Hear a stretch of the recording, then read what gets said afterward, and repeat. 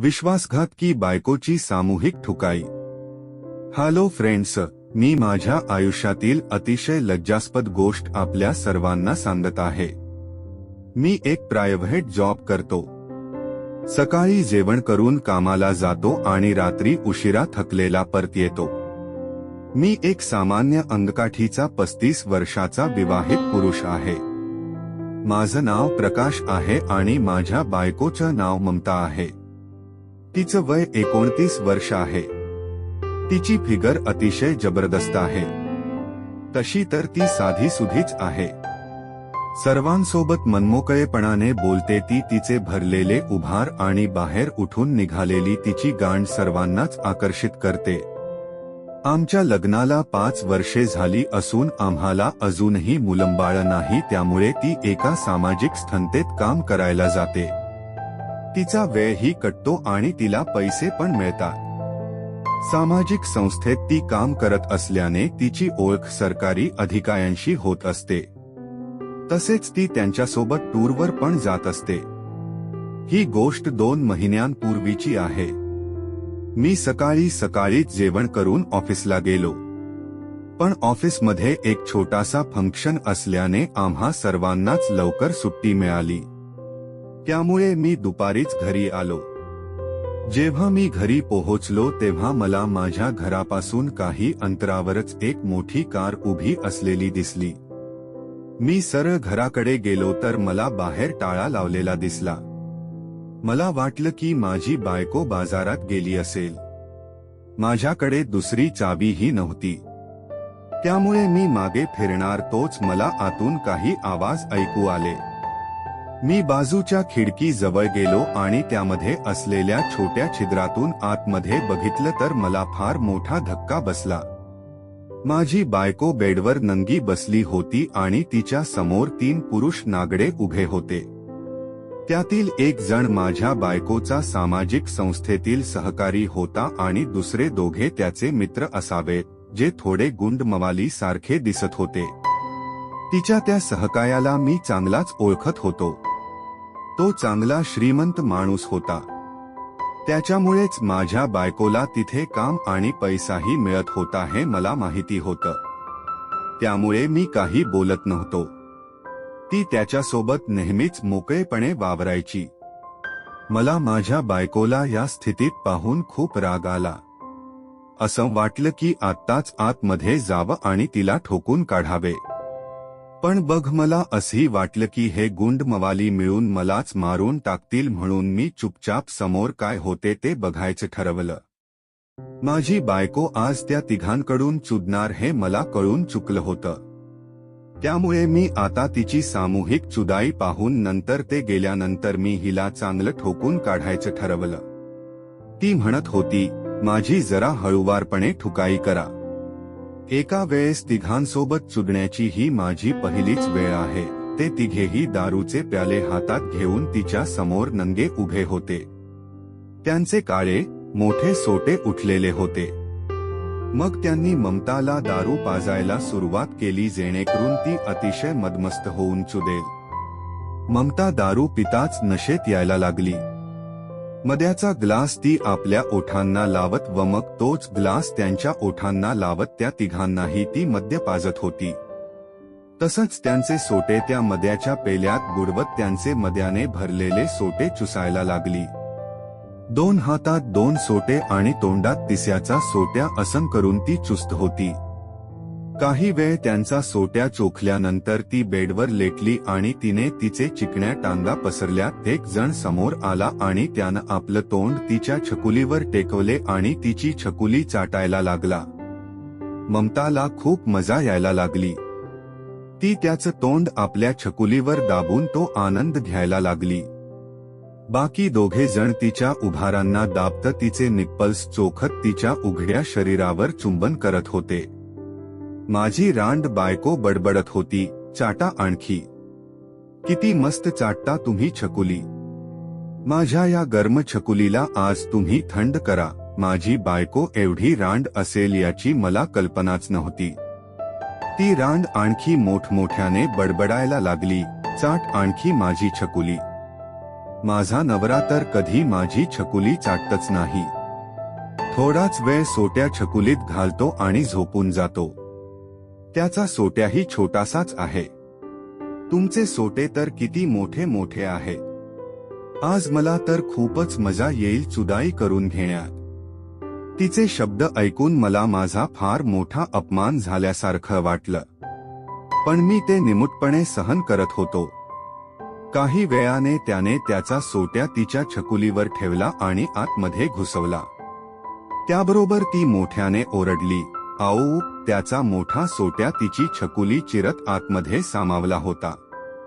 तिने तिचे किंचाळण दातांमध्ये दाबून धरलं. तेवढ्यातच एकाने तिच्या तोंडात आपला सोट्या घुसवला आणि तिसरा तिचे स्तन दाबायला लागला.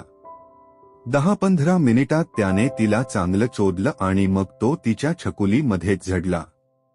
त्यानंतर दुसरा आला आणि त्याने तिच्या छकुलीत सोट्या घुसवलं. छकुलीत आधीच पहिल्याच वीर्य असल्याने सोट्या सटकन आत घुसला आणि तो पचपच आवाज करत तिला चोदायला लागला. चोदण्याची याची स्पीड पहिल्यापेक्षा चांगलीच जास्त होती.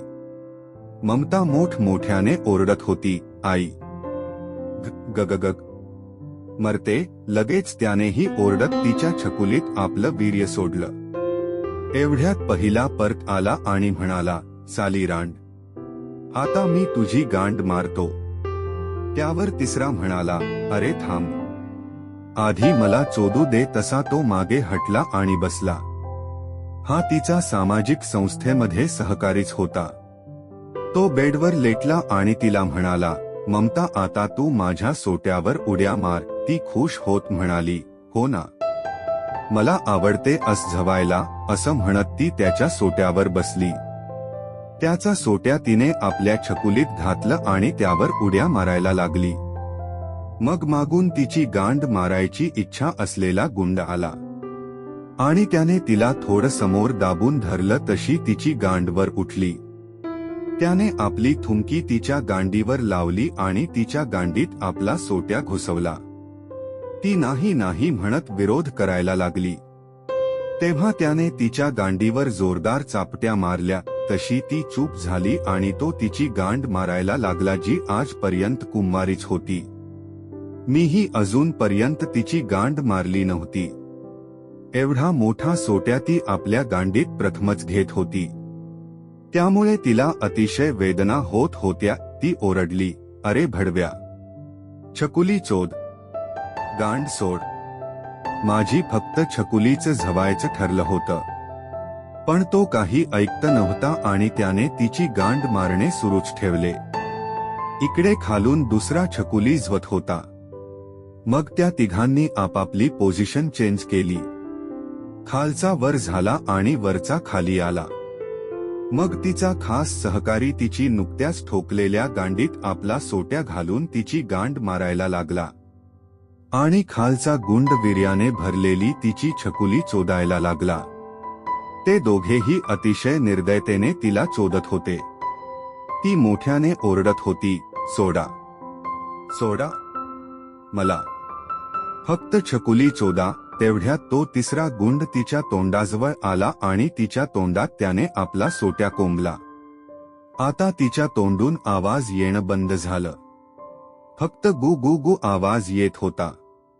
एका क्षणी मला वाटलं की आतमध्ये जाऊन माझ्या बायकोची मदत करावी, पण मग मी विचार केला, अशीच शिक्षा हवी या रांडेला.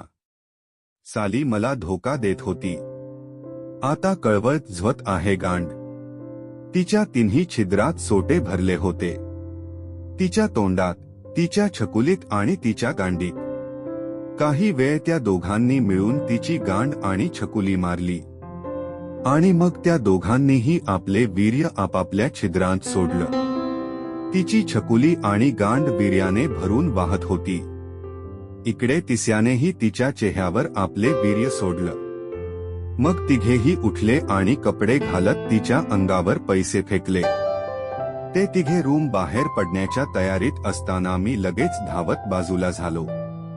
ते मागच्या दरवाजातून बाहेर पडले आणि एकाने दरवाजाचा लॉक खोलला. मग ते कारने निघून गेले. त्यानंतर 15 मिनिटांनी मी घरी गेलो. मला पाहताच माझी बायको चकित झाली. ती अतिशय थकलेली बेडवर पडून होती.